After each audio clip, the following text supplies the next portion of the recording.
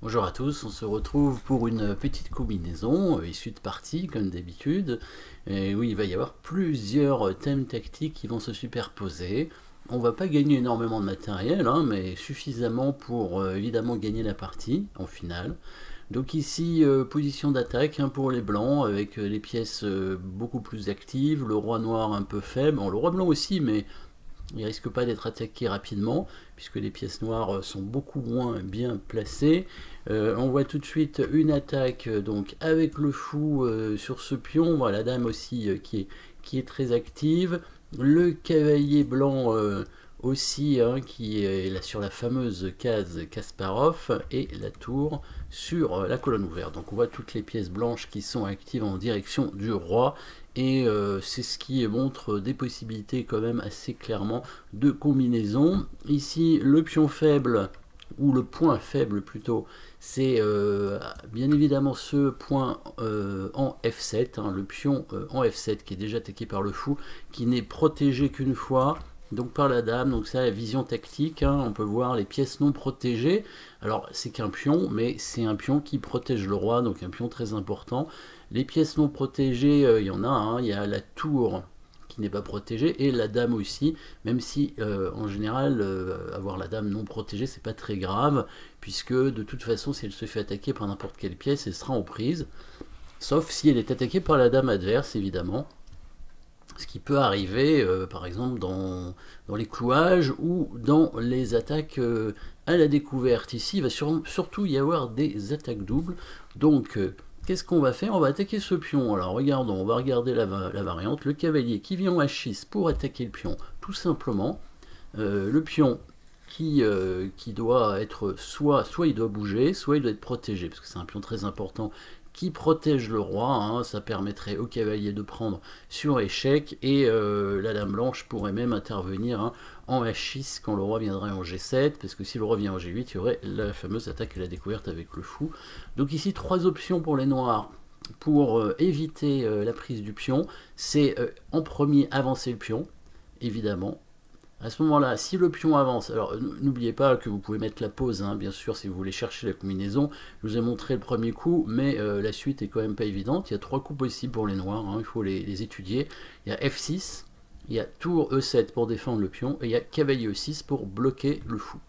Voilà, donc il faut analyser les trois variantes. Donc mettez la pause si vous voulez le faire de vous-même, hein, ce serait une bonne idée d'ailleurs de le faire. Donc sinon nous on continue. F6 pour enlever donc le pion, tout simplement. Le cavalier blanc va quand même aller faire échec, parce que même s'il n'y a pas le pion, eh ben, le fait que le roi noir soit obligé de bouger, eh ben, c'est déjà embêtant, parce que si le roi vient en G7, la dame arrive en H6 faire échec, et le roi noir serait obligé de se mettre sous l'attaque et la découverte du fou. Du coup, bah, le cavalier se déplace n'importe où pour faire échec, hein, il pourra gagner la tour hein, en se mettant sur la case en D6. La possibilité pour les noirs de prendre le cavalier quand le cavalier fait échec leur fait perdre une qualité, puisque les blancs reprendront la dame et du coup attaqueront la fameuse tour non protégée avec le fou. Ils gagneraient une qualité. Regardons la variante, F6, cavalier échec.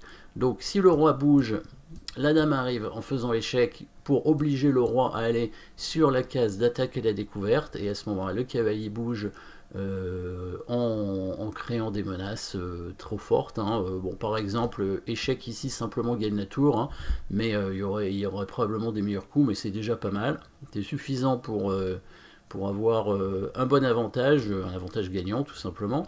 Et l'autre option, qui est de prendre le cavalier avec la dame dans l'idée de récupérer la dame ici, et ben le fou prend, et du coup le fou attaque la tour, hein, la tour qui n'est pas protégée comme on disait au départ, ce qui permet aux blancs de gagner une qualité et de pouvoir concrétiser en finale avec une qualité d'avance.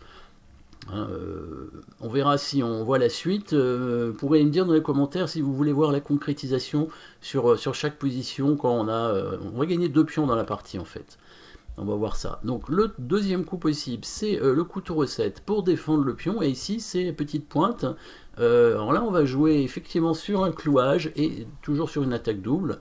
Alors tout à l'heure on a vu aussi attaque à la découverte.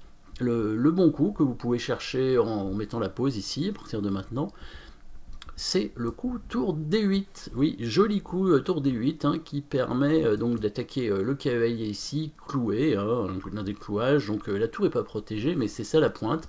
Si la dame prend, eh ben la dame n'est pas protégée et du coup elle se met dans un clouage de la tour et le cavalier va faire l'attaque double roi-dame.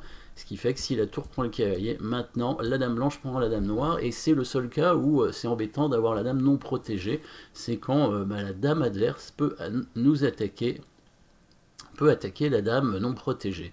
Et donc là, sur un clouage ou sur une attaque à la découverte. Si les noirs ne prenaient pas cette tour, donc il fallait qu'ils protègent le cavalier étant donné qu'il est cloué, et si on met le seul coup, ce serait roi ici, voilà le cavalier qui donne échec, hein, cloué, le pion est cloué, et du coup on gagnerait la tour. Maintenant, la variante de la partie, ça a été le coup cavalier E6 hein, pour bloquer le fou. Toujours, vous pouvez mettre la pause hein, si vous voulez chercher le bon coup. Hein, toujours une attaque double avec une attraction, cette fois ici. Hein, donc on essaye de voir un petit peu les thèmes tactiques, puisqu'on les a tous vus. Petite attraction ici qui nous permet de faire une attaque double et de gagner 2 pions tout simplement au final. Voilà, dame prend pion, échec ici, la pointe, échec ou forcé bien entendu. Les noirs qui n'ont pas énormément de choix à part prendre la dame. Et le cavalier qui reprend le pion, attaque double, voilà, la dame non protégée, du coup nous permet de ne pas perdre le cavalier évidemment après. Voilà, la partie a continué, mais les blancs ont gagné une dizaine de coups plus tard. Si vous voulez voir la fin de la partie, si vous voulez voir la concrétisation éventuellement avec la qualité de plus tout à l'heure, n'hésitez pas à l'écrire.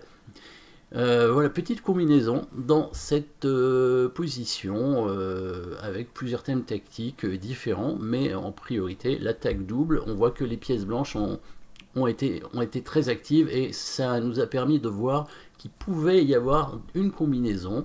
Et sur la vision tactique, on a vu un peu les pièces non protégées qui permettaient de montrer un peu la direction de la combinaison avec les attaques doubles. Le roi noir aussi n'était pas très bien protégé.